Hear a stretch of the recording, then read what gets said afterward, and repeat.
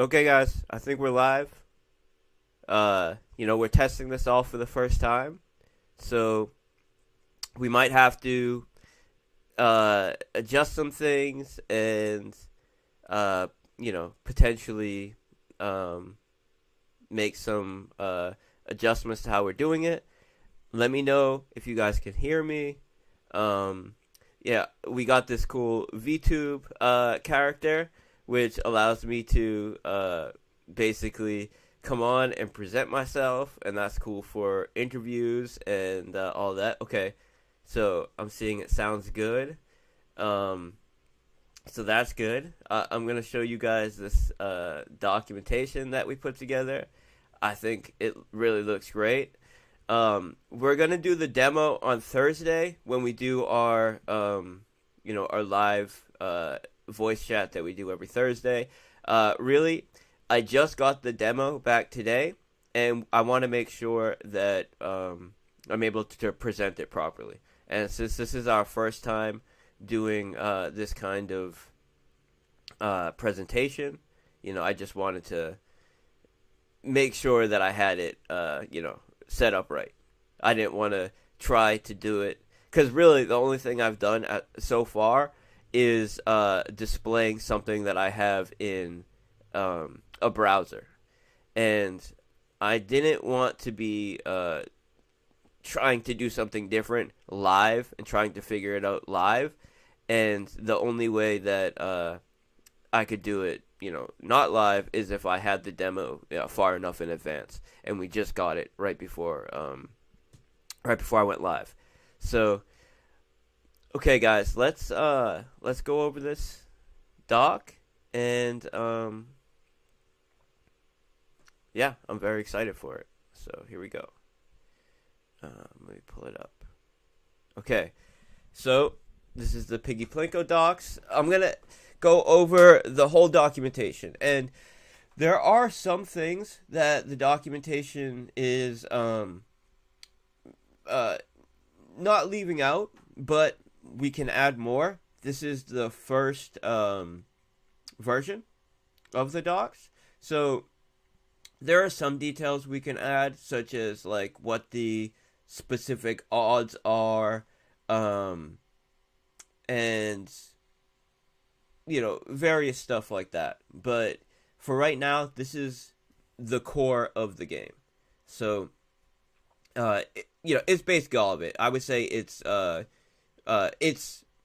completed white paper, but there's always more information you can add. So we will do that. Okay. Also, this is my first time hosting our own live stream, so I'm not sure how much of a delay there is, if there is a delay, if there's latency issues. So, forgive any kind of issues we have, and we'll get all of those straightened out, as we get more experience with using this kind of hosting.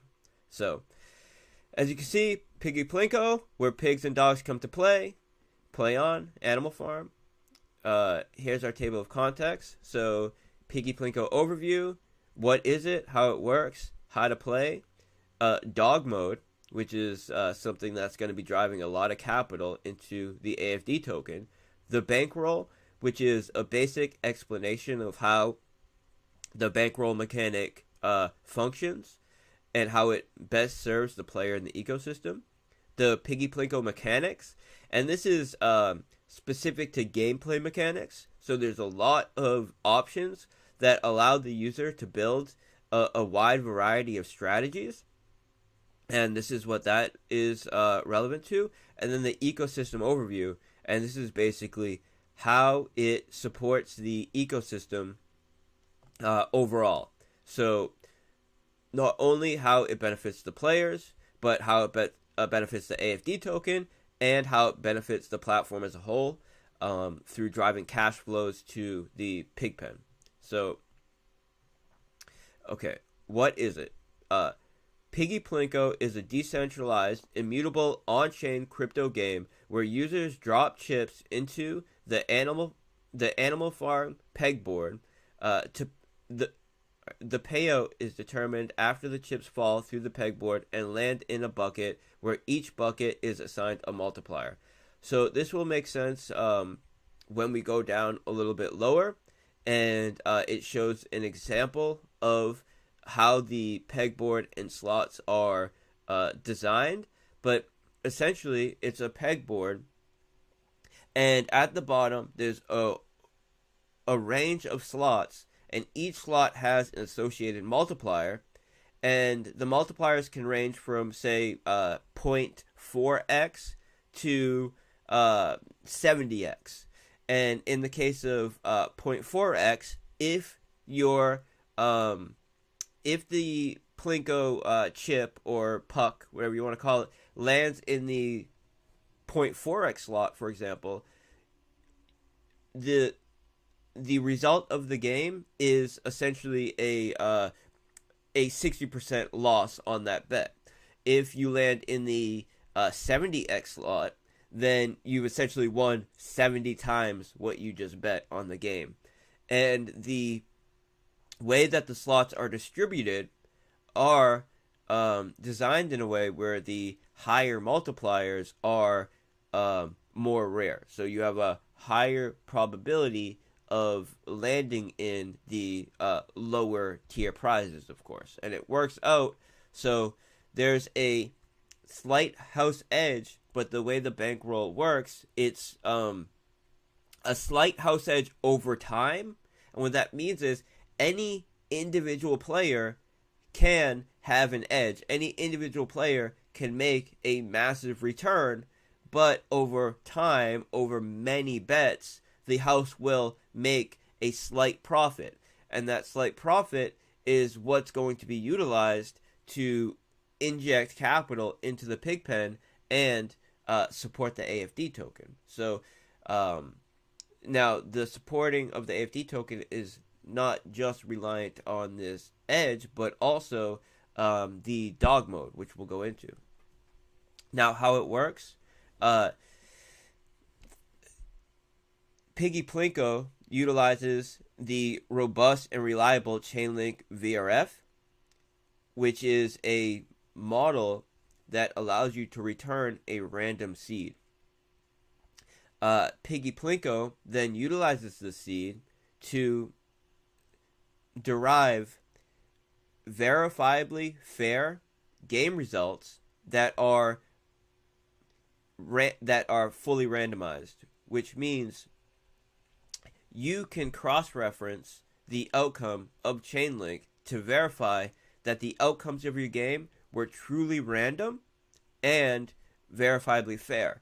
So we're using cryptographic proofs to ensure the user that the games are not rigged, which is a major leverage and upper hand that we have on all of the competition. Because if you look at, for example, Roulette, or you look at Stake,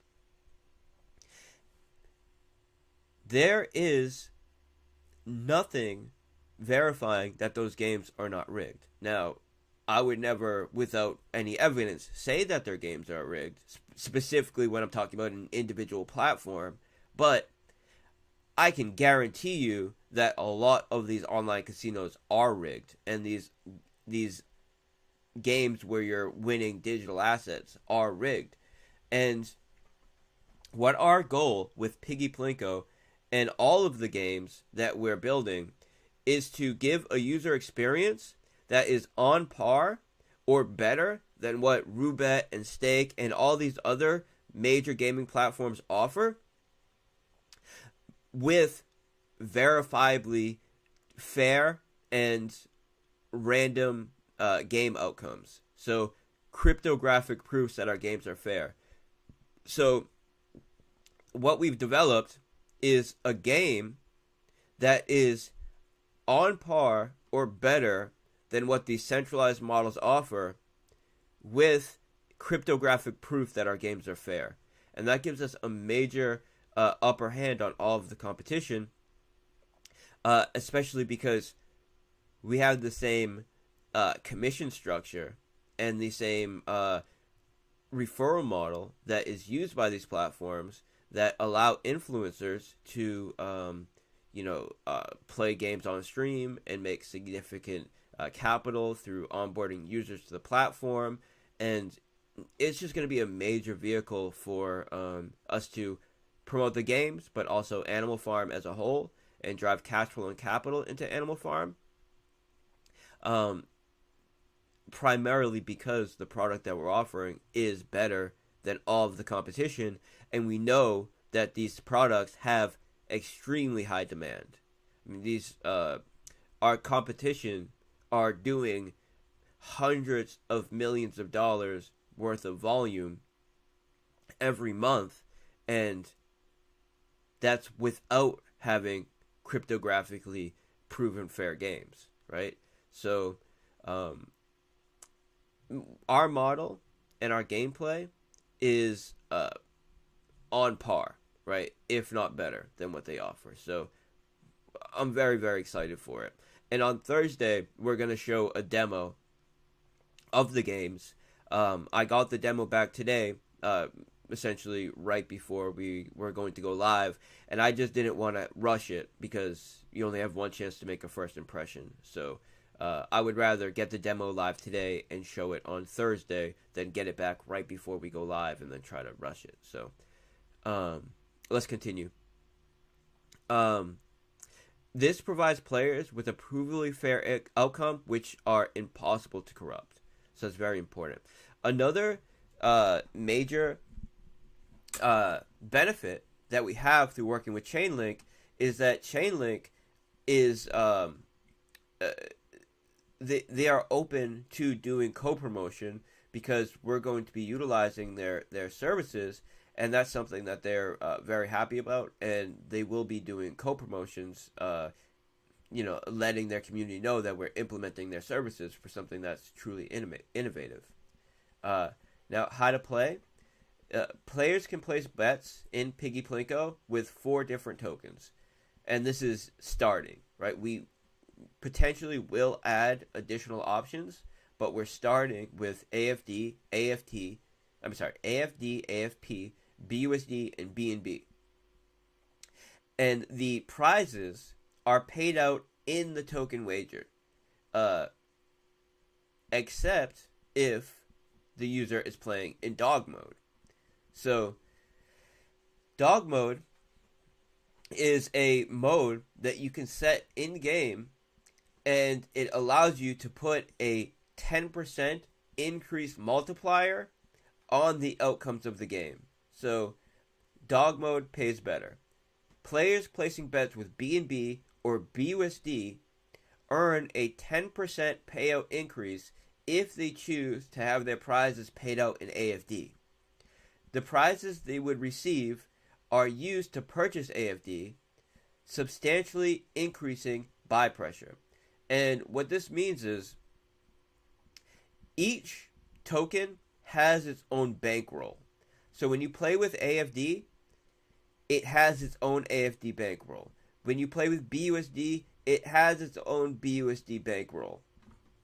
And what dog mode does is it takes the prizes that are paid out from the BNB or the BUSD bankroll, buys AFD with them, and then gives the user who just won that prize in dog mode a 10% bonus in the AFD token. So the way that works is it increases the multipliers on the various prizes. So it's not, for example,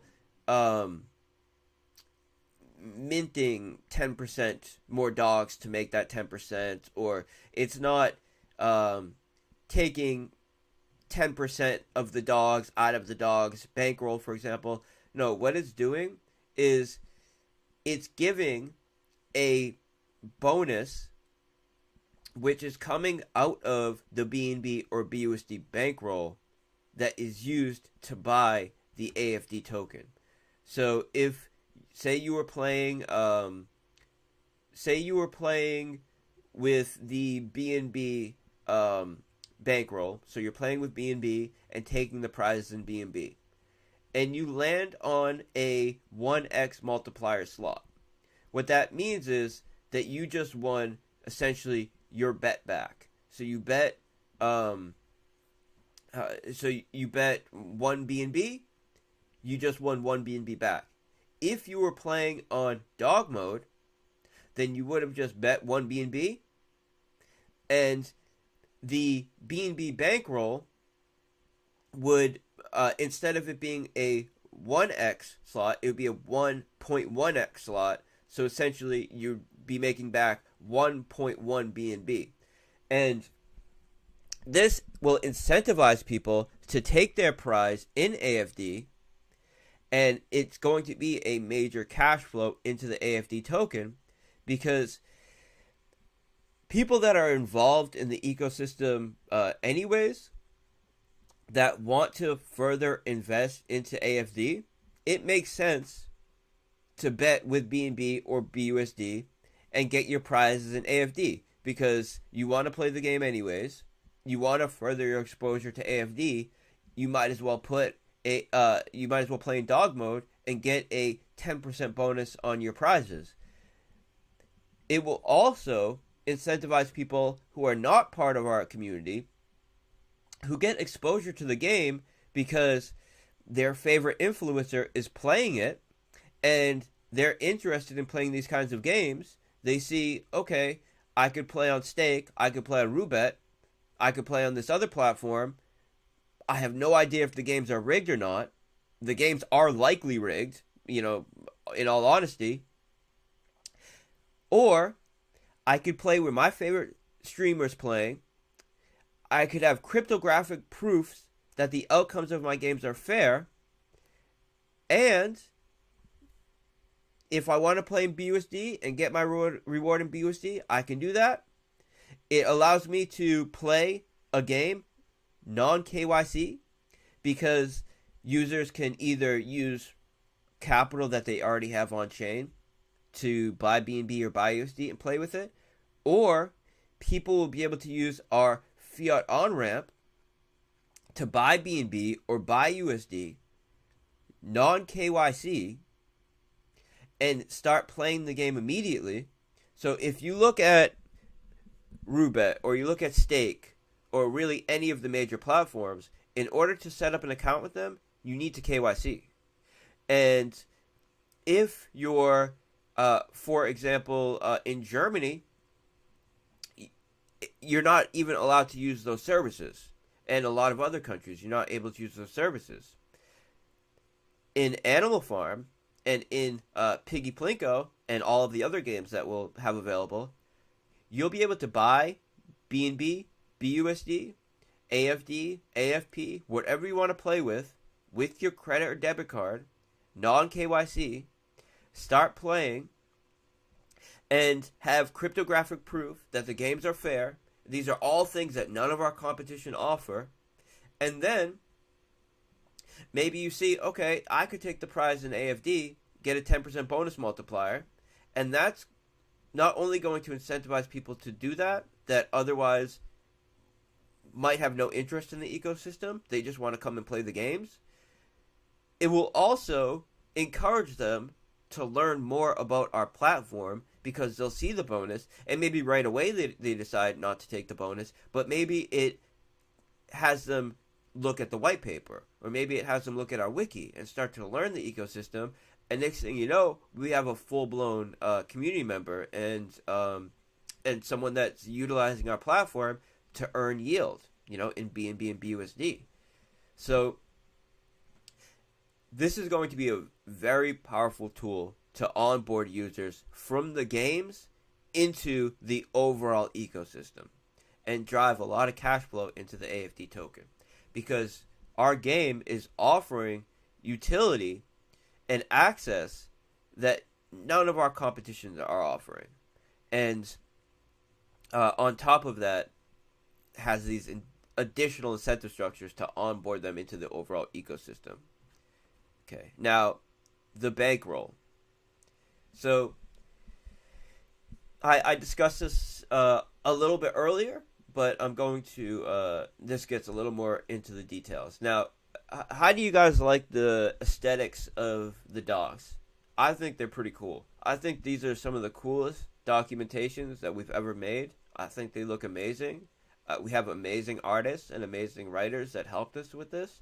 And you guys can tell that we're continually stepping up our game.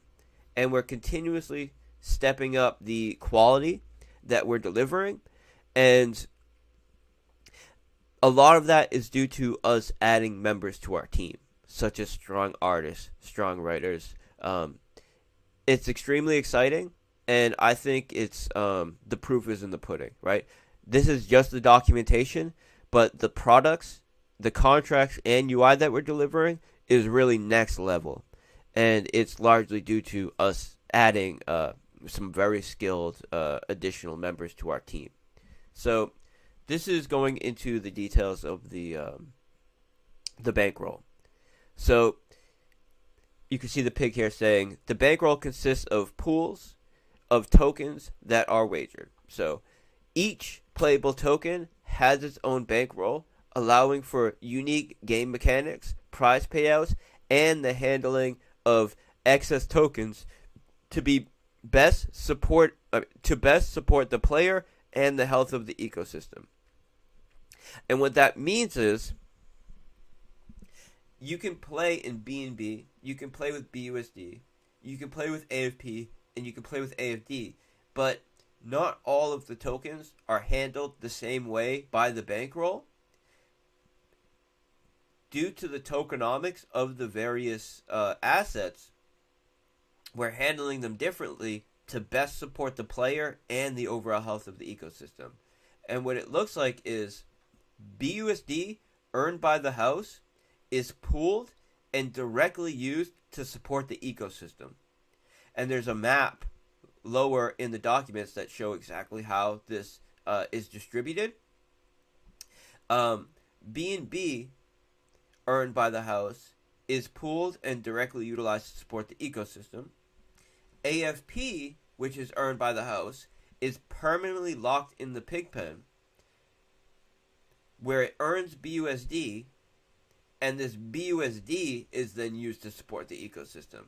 So rather than taking the house edge in AFP tokens and selling the AFP tokens or utilizing the AFP tokens to secure a profit or anything like that, they're staked in the pig pen, where they then earn BUSD, and that way we have a BUSD cash flow, which is coming from people playing with the AFP token that does not rely on selling the AFP token. And in fact, because it's permanently locked in the pig pen, those AFP tokens are permanently removed from circulation and can never be sold. So not only is it creating a BUSD cash flow for the pig pen and for the overall ecosystem, right? For marketing, for prize payouts, for all associated costs. It's also removing those pigs from circulation in a way that can never be added back into the market. It can never be used to provide sell pressure. So it's allowing the AFP token to be further deflationary while still generating a cash flow for the game and for the ecosystem. And that's the same with AFD. AFD earned by the house is permanently locked in the dog pound, where it earns BNB, and this BNB is then used to support the ecosystem. And what that looks like is being swapped for BUSD for pigpen injections, being utilized for a marketing budget, and all other associated costs. Now, because there's only a slight house edge of around 2%, that means that somewhere around 98% of the AFP or AFD or BNB or BUSD that's going into the game is being distributed back out in prizes.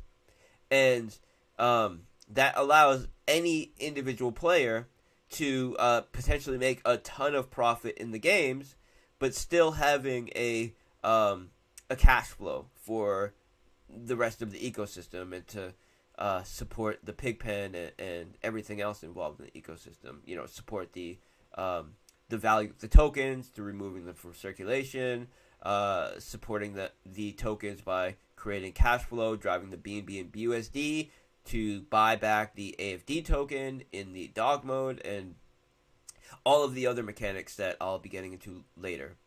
Now, the max bet size is variable and calculated off of the current bankroll using a Kelly criterion.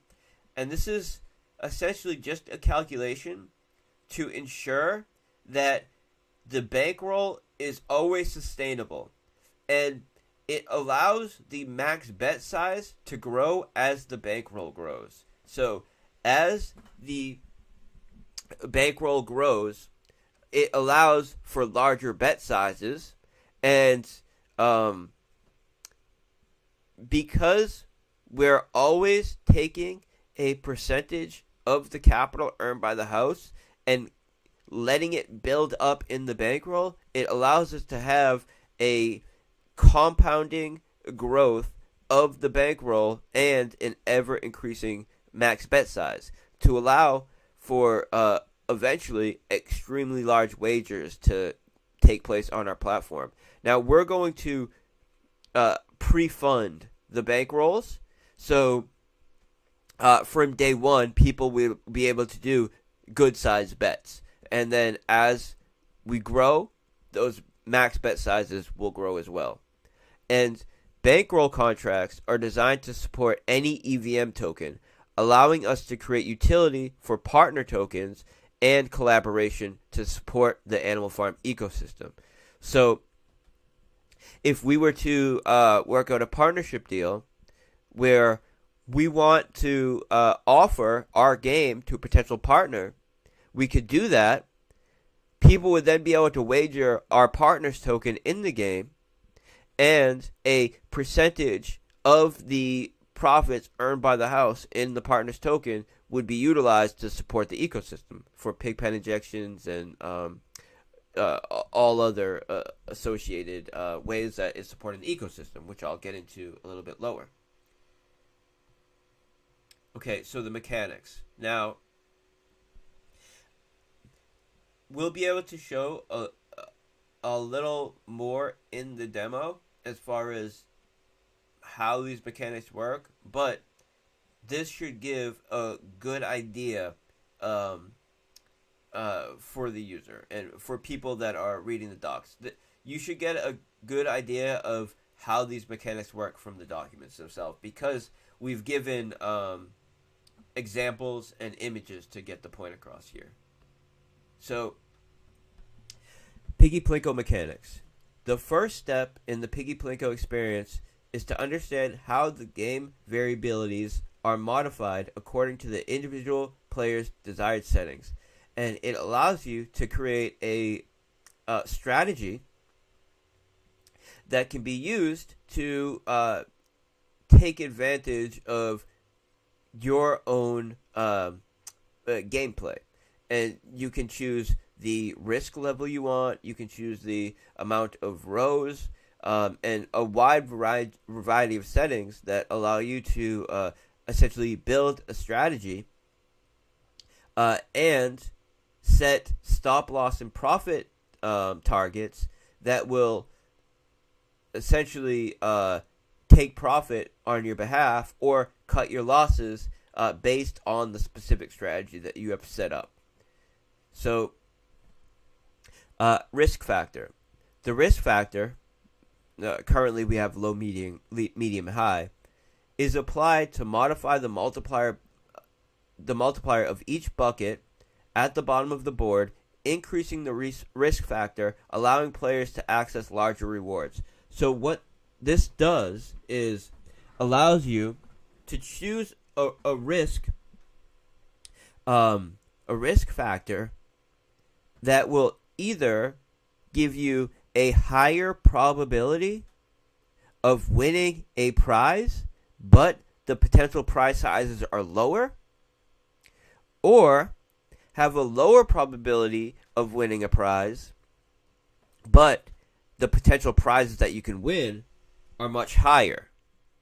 And through manipulation of the risk factor and rows, you can set up some very interesting strategies.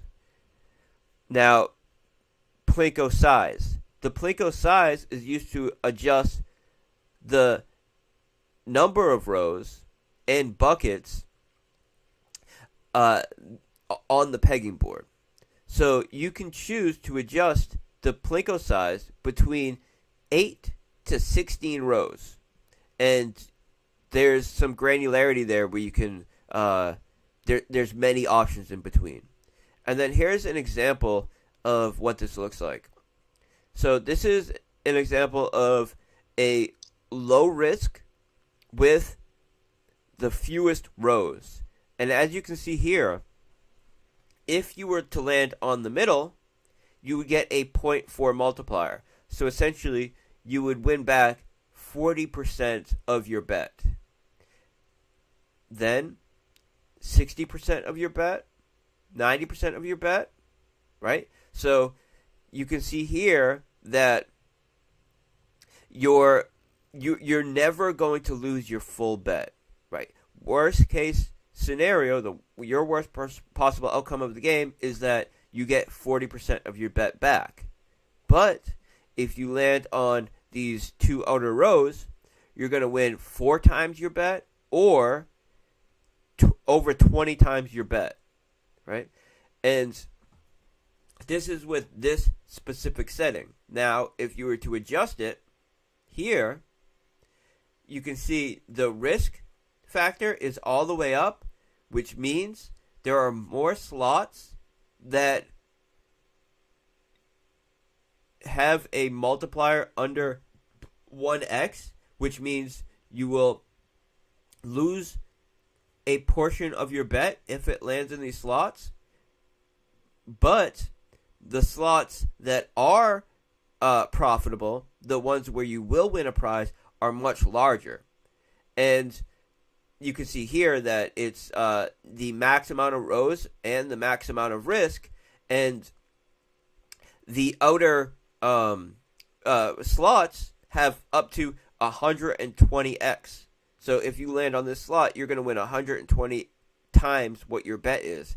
And if you were to do, for example, only 8 rows and high risk, these outside buckets are going to be even higher multipliers, because it's the multipliers will be less spread out across the rows.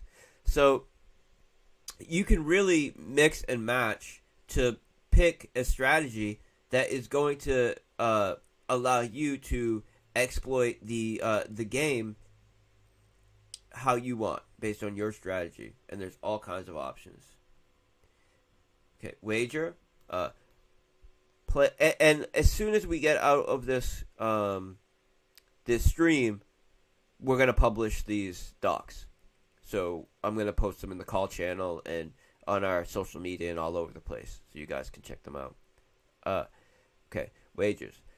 Players set up their wager, size of bet, and multiple bets, the number of chips to be dropped on the board, to determine their total wager, the amount bet. So what this allows you to do is choose the token that you want to wager, the amount that you want to wager, and how many bets you want to split this wager across. And once you set the amount of wagers, or once you set the amount of bets and your wager size and the risk factor and the amount of rows you want, you can then click a go, essentially. It's play, and it will start dropping pucks, and it allows you to have essentially no wait time between bets. So you don't have to wait for any VRF call to be made between each bet. You're going to place your wager, and the next VRF call that comes back is going to determine the outcome of all of your wagers. So it allows you to have a seamless gameplay experience where you can do 50 bets in a row and have continuous gameplay without any wait time between your rolls. And it's important to have a model like this because it allows us to do a gameplay experience that is on par with what like stake or roulette would offer. Now, the reason why I say it's important that we do it like this is because, of course, with something like our competitors, our centralized competitors, it's fully centralized, which means they can show the results of the games instantly. And the downside of that is you have no idea, if, as a player, if the results of these games are legitimate or not. They could be completely rigged. And many of these platforms have been proven to be rigged. So with our model,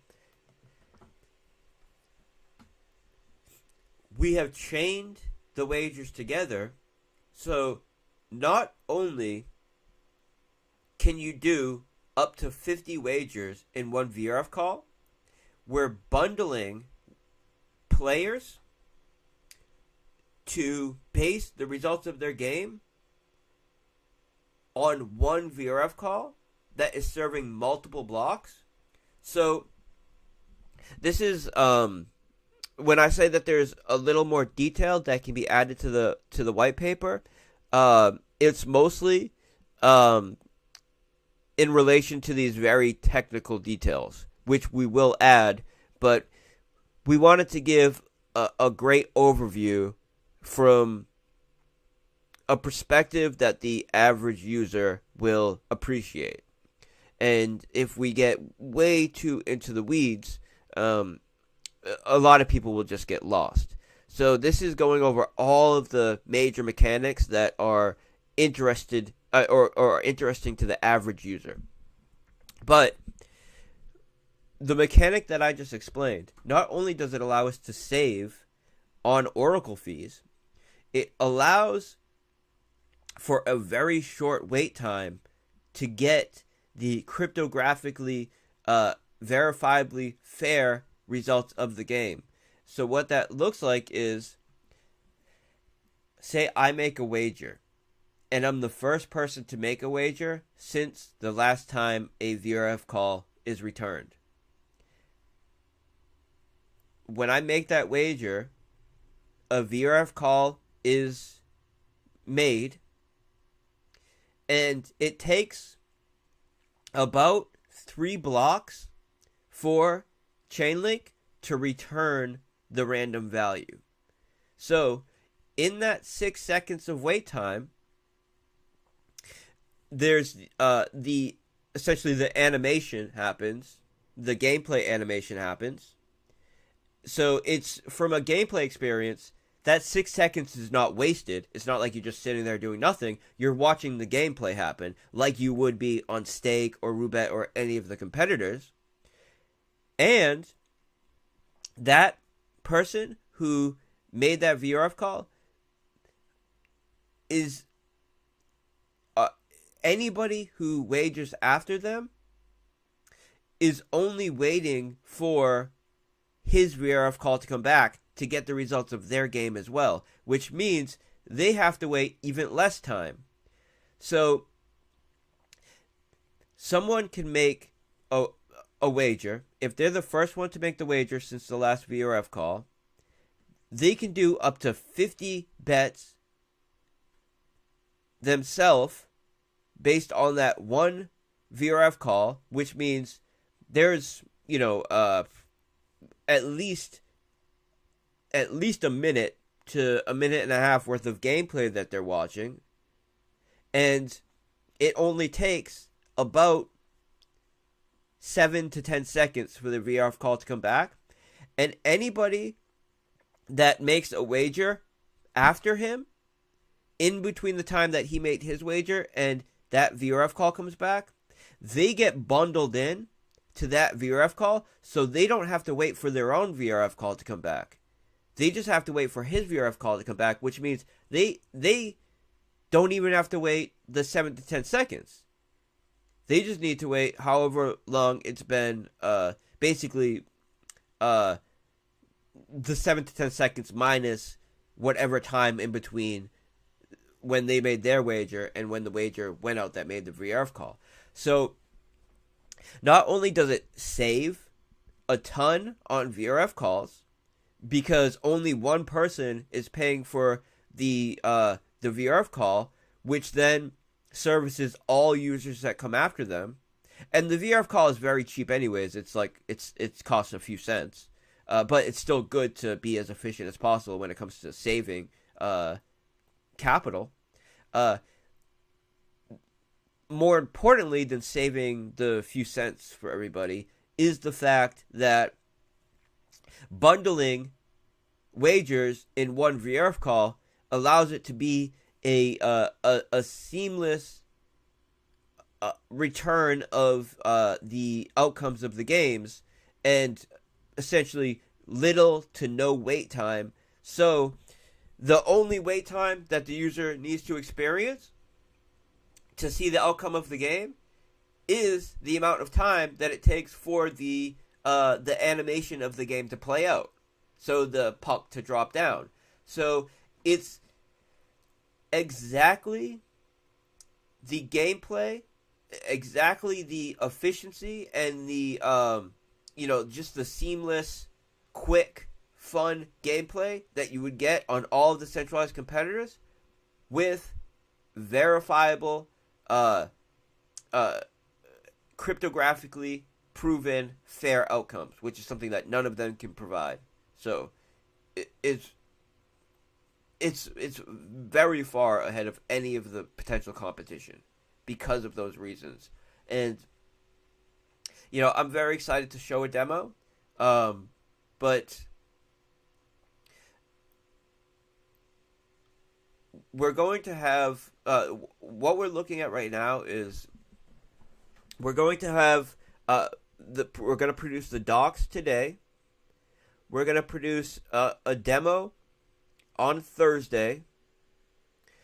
We're going to most likely the following week get something up on the UI which allows us to direct people to from marketing. So essentially a game tab on Animal Farm where people can click the game tab, click Piggy Plinko, have all of the documentation and all of the promotional material there with, essentially a coming soon. So we can start directing people there for marketing. The following week, we want to get out a testnet and allow for the public to do a live testnet play, and then releasing the launch date the following week, and going live 2 weeks after that, because we want to have at least 2 weeks of promoting the launch date. So that's what our roadmap is looking like right now. So essentially, you're going to see progress every week. Every week, we're going to be taking the next step to our launch to allow us to build. And every week, our community will have something to engage with that gets us one step significantly closer to launch. So that's what it's looking like. So players, the Kelly criterion. This is just a little more info about this. Players can place maximum wagers as determined by the Kelly criterion, a formula used for determining optimal bet size. The formula uses the game's probabilities and multipliers to calculate the Kelly fraction. The combination of the bankroll value and the Kelly fraction allows calculation of the perfect Kelly bet, the maximum wager a player can place in the game. Sustainability. The sustainability of the bankroll is ensured by automatically adjusting the max wager. These Kelly calculations are also critical to ensure bankroll can't be drained by any combination of wagers. So the max bet size is constantly adjusting based on what the bankroll is for that specific asset that's being bet. Stop gains and stop losses. Players can set stop gains and stop losses. I'm going to have that switch to profit limits and stop losses or something like that. But players can set stop gains and stop losses when placing multiple bets. Piggy Plinko will end when the stop gain or stop loss has been reached, or when the number of wagers that you set plays out to completion. Players pay only for the games that have been played up to and including the game in which the stop was triggered. And what this allows you to do is set up a strategy that you think will be favorable for you, and put a limit on when you want to take profit and when you want to take losses based on that strategy. So if you have a hypothesis which is telling you I should be profitable based on the Kelly calculation, the max bet wager, the current bankroll, the amount of rows I set, the risk setting, the risk factor I chose, I should be profitable after this many bets. So if I'm not profitable after this many bets, or I've lost this much capital after this many bets, stop the gameplay. And it doesn't matter if I chose 50 wagers. If I hit my profit when only 42 wagers, or if I've lost the amount of capital that I'm willing to lose on this hypothesis after 32 wagers, it doesn't matter if you chose 50 wagers, it will stop when you hit that limit. And this allows you to both set profit targets where you're saying, okay, I want to walk away after I've made this much profit, or set profit losses where you're saying, okay, I want to risk this much, and at any point, if I've lost more than this, it's going to automatically stop for me. And this allows players to play responsibly, to set up strategies that allow them to walk away with profit. And as I said, because the house edge is so small, and because there's so many different strategies that you can use, and because the max bet size is always adjusting, it is very possible to walk away with a lot of money from these games. And these systems allow you to set targets where you want to walk away, whether it goes in your favor or not, which I think is very important to allow people to play responsibly and to basically go into the game with a set amount of risk that they want to take, and have that automated in the system. I think it's important. So that is a very cool mechanic that we added. Okay, now the ecosystem overview. Animals need to be fed. BNB and BUSD from house earnings are collected into a pool. The AFD and AFP from house earnings are put into the dog pound and the pig pen, where they generate BNB and BUSD. The BNB and BUSD generated from both the dog pound and pig pen stakes and the BNB and BUSD from the house earnings are collected and distributed across the ecosystem as shown below. So now these values could be adjusted, but this is the working model that we have right now, which should be strong, right? It should be very strong, because you have to consider that this is not the only way that it's supporting the ecosystem. Through the dog mode and through the massive marketing vehicle that we'll be able to utilize this as by taking major streamers and having them pay the streamers, having them play the game online and direct users into the platform. It's going to be a massive tool, right? A massive tool to support the ecosystem. But the current distribution is 15% for marketing, 35% for a dev fee, 10% for an Oracle fee, and this just ensures that there's always a pool to pay the Oracle fee, so it's sustainable in that sense, and 40% to Pigpen injections. Now, when we're talking about these percentages, it's not, of course, 15% or 35% or any percent off a specific bet. This is just from what the house earns over time. So what out of the profit that the house earns over time, it's distributed in these ways, with the Pigpen being the majority beneficiary. So the majority of the capital being earned, the majority of the profit being earned in the games are distributed back to the Pigpen, allowing the Pigpen stakers to earn and be the primary beneficiary as owners of the games. The 15% marketing budget will not be used to market the Animal Farm as a whole. We already have a significant budget to market the Animal Farm as a whole. This 15% will be specifically focused on bringing on major influencers who are going to be playing the games on stream. That's going to be the major focus. And on top of this marketing budget that we'll be able to have to pay those streamers, there's also a commission structure. And the commission structure is laddered. So it will allow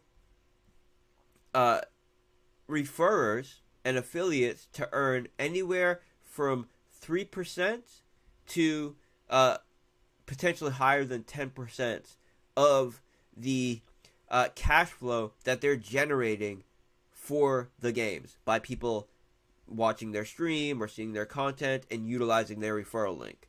So a percentage of what the house earns from any user that is onboarded from a referral link, a percentage of that goes to the referrer themselves.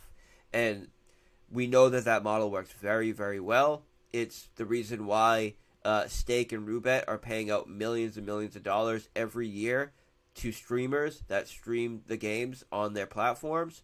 It's because the house as a whole is able to make everything that they pay out plus some. And at the end of the day, the majority of that capital that's coming in is going into the Pigpen to pay the Pigpen stakers. So we needed to ensure that, for one, the Pigpen stakers are the primary beneficiaries. We need to ensure that we have a marketing budget that will allow us to pay these major streamers, because it's worthwhile to do, right? They're expensive, but they bring on more capital than what they cost, so it's worthwhile to do. And we need to ensure that the dev fee is enough that we can have high quality developers come on and make it worthwhile for them as well, and worthwhile for the team. And when you look at what any of our competitors are doing, it's a marketing budget and essentially an owner's percentage. So anywhere from 85 to 95% of the profit earned by the house is going to the owners, and the anywhere from 5 to 15% is going towards their marketing budget, and then there's very small associated costs with upkeep of the platform and all of that. In our model, 40% of everything earned goes back to the community as owners of the product, which is unprecedented. It's huge. And one of the reasons why we're able to do that is because we put a lot of work into making our Oracle calls extremely efficient, and that allows us to take some of the cost that would otherwise be going to that and allocate it to the Pigpen injections instead. So this is something that no one else offers, right? No one else offers a game that has a gameplay that is on par with the current centralized competitors,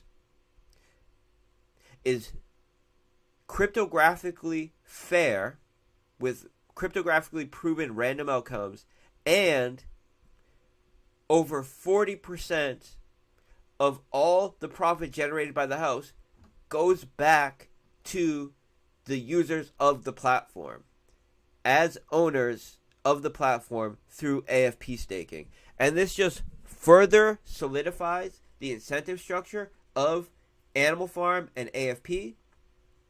And especially when you consider that people can choose to take their prizes in the AFD token to get that prize multiplier, which in turn allows them to utilize that AFD token to increase their ownership of the platform, get put into the vesting model, and earn their share of the 40% profit margin, which is going to AFP stakers. Okay, let me keep going. One second. I'm just going to quiet my dog.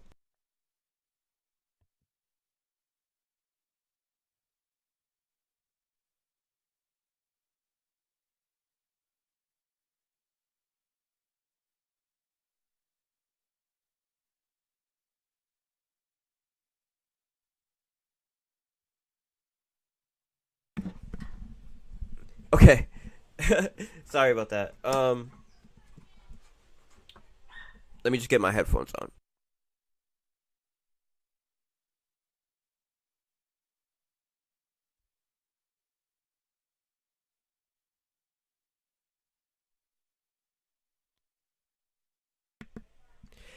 Okay.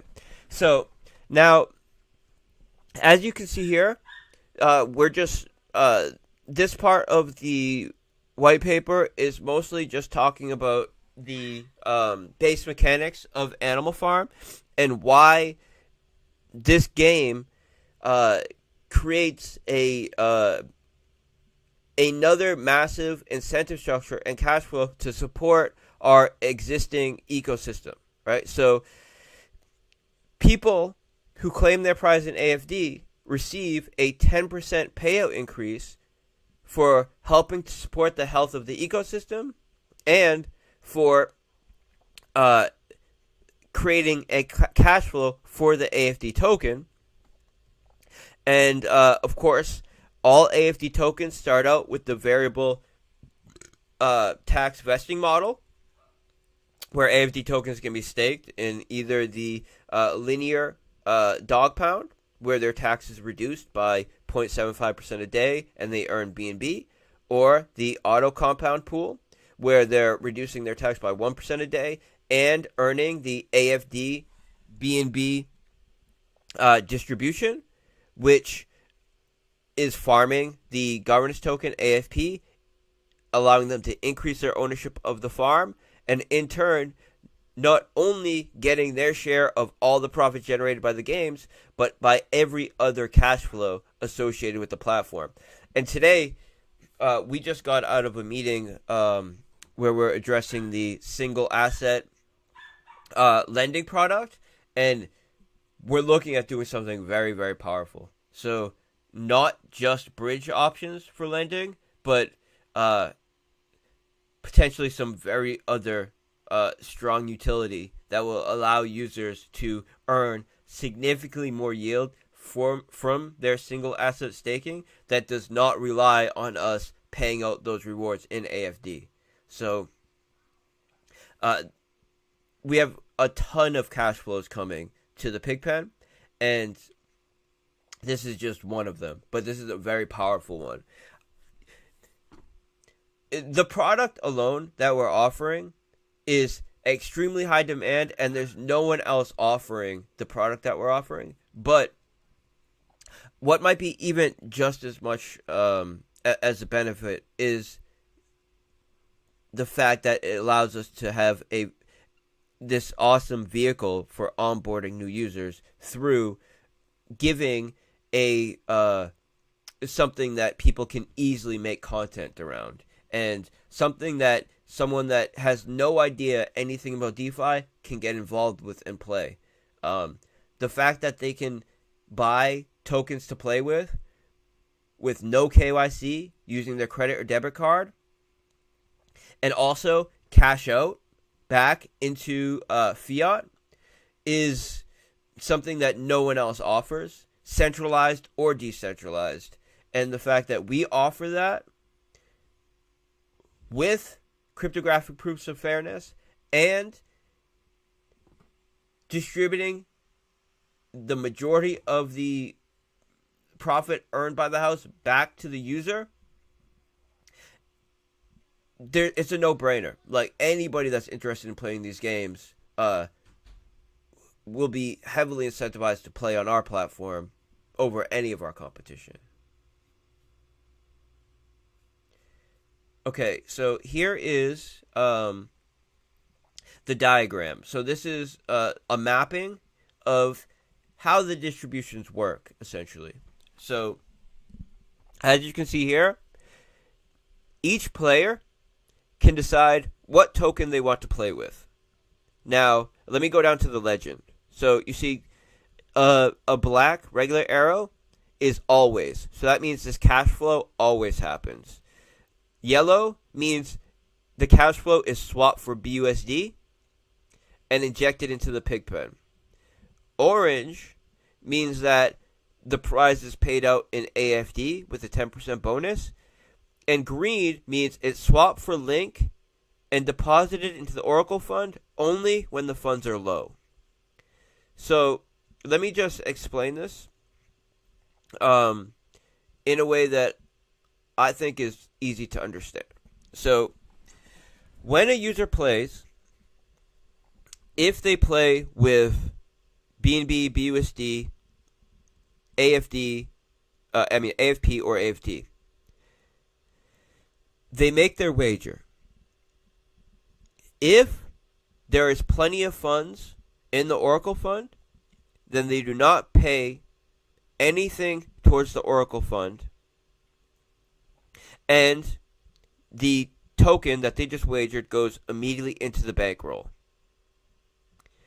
The bankroll, in the case of AFD or AFP, does not send any AFP or AFD to the Oracle Fund. It sends the AFD and AFP to the Pigpen and to the Dog Pound, or as payout to players. That's the only place that the AFD or AFP can go to. Either paid back out as prizes to the players that are playing in AFP and AFD, or to the Pigpen or the Dog Pound.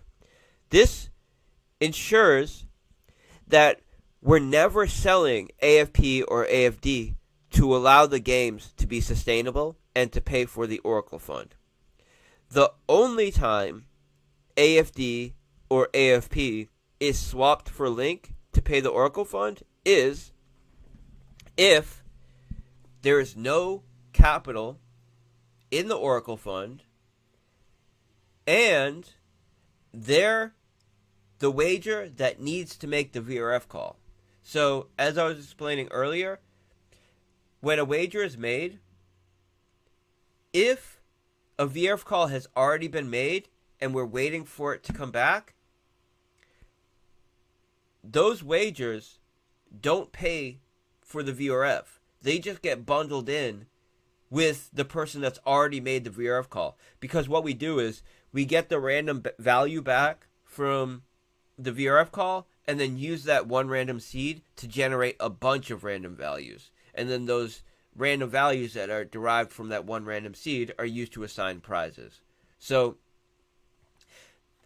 the only case that AFP or AFD is ever sold to pay the Oracle fee is if there is no capital in the Oracle fund and that person happens to be the first person to do a wager after the last VRF call was returned, right?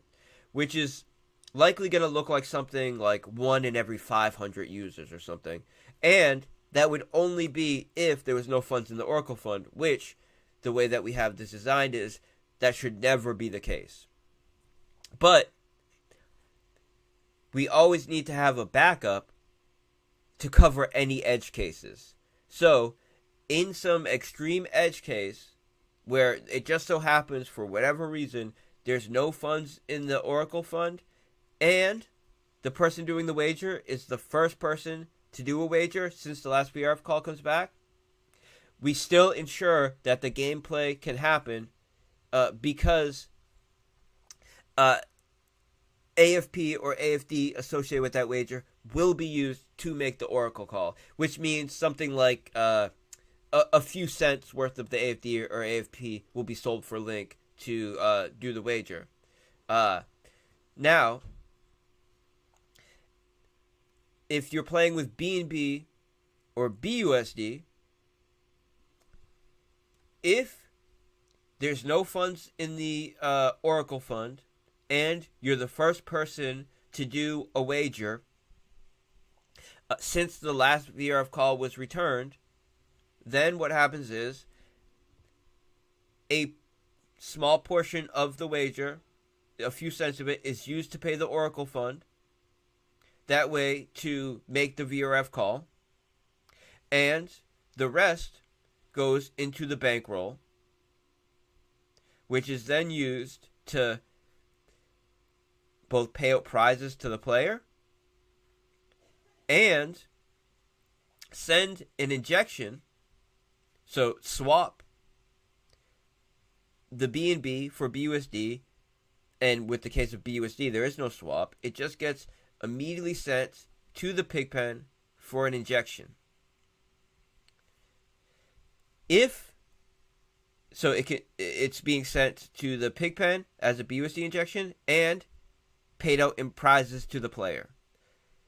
If the player decides he wants to play in dog mode and get his reward from the BNB or BUSD bankroll paid out in AFD instead of BNB or BUSD, then that BNB and BUSD prize that they're getting paid out has a 10% bonus applied to it and is paid out to the player.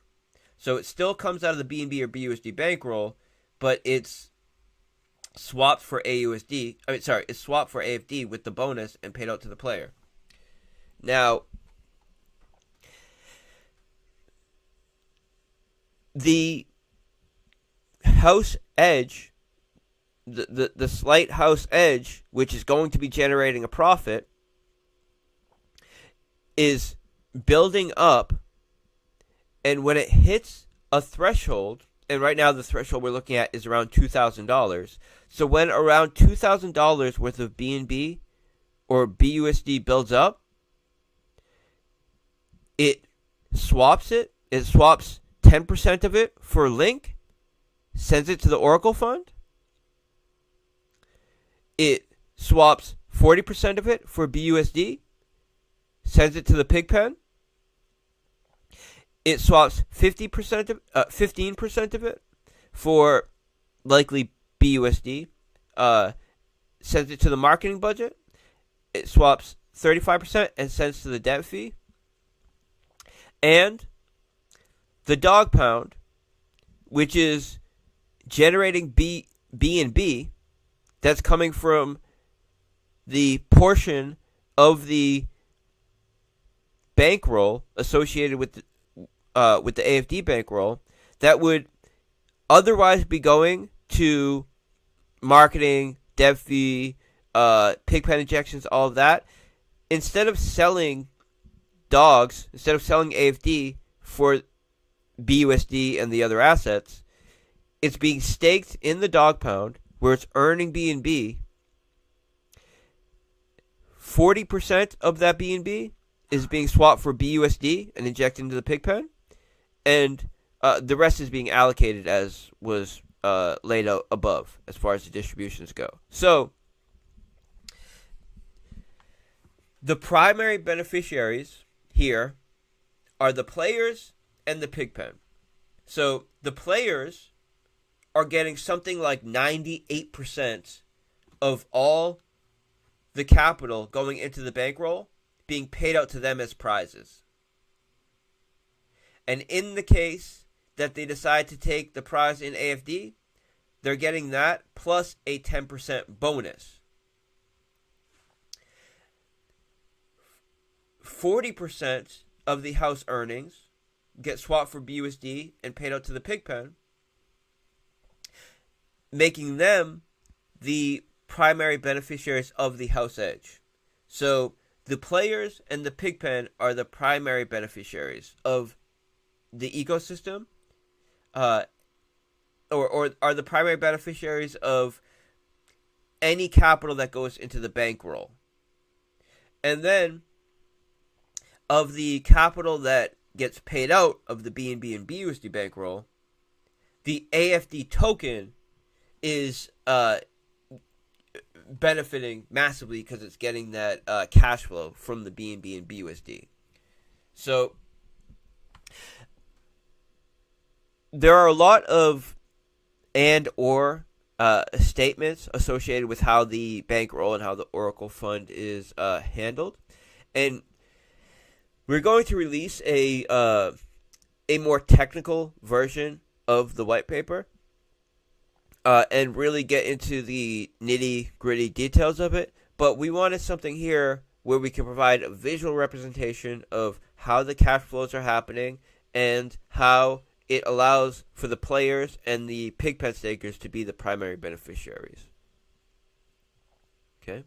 And then that's it. So I think you guys see that we put a lot of work into this. We're offering something that is not available anywhere else. We're really going to try to essentially take the market share of all these centralized competitors, and I believe we can do it because we're offering a gameplay that is better. We're offering cryptographically proven fair games. We're paying out over 40% of the capital that would otherwise be going to the house back to the user if they utilize their winnings to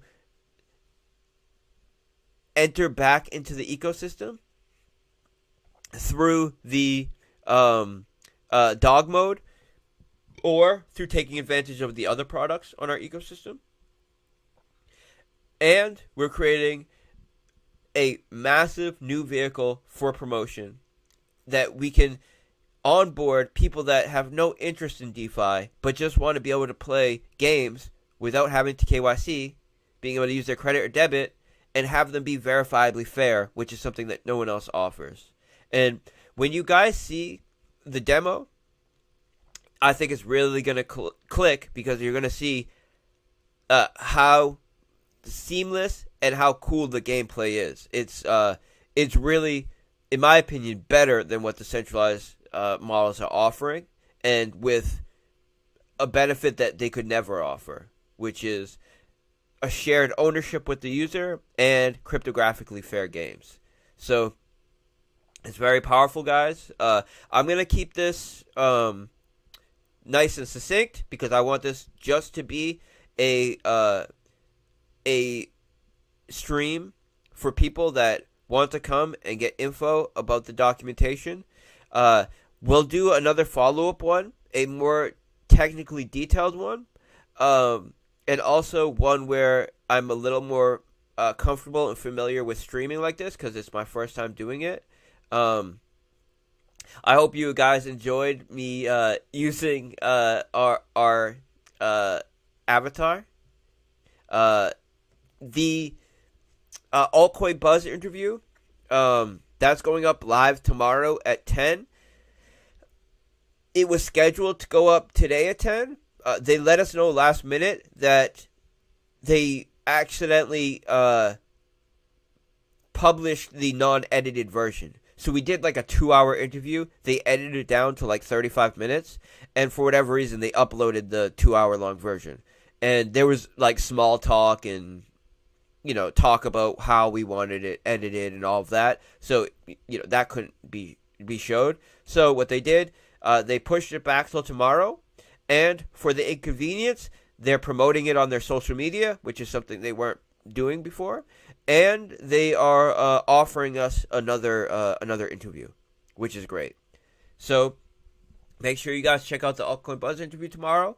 And on Thursday, we will have our AMA voice chat as usual. And we will be able to show a demo there. A demo that we already have, but because this is the first time using the streaming software, and I've only ever streamed like this, screen sharing a browser, I didn't want to risk trying something new live. So I appreciate all you guys. I'm going to log off now.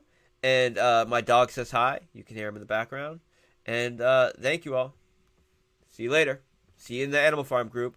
Make sure you go to animalfarm.app and make sure you go to Animal Farm DeFi on Twitter. And on Telegram, it is t.me/the_animal_farm. Thanks, guys. Appreciate you all.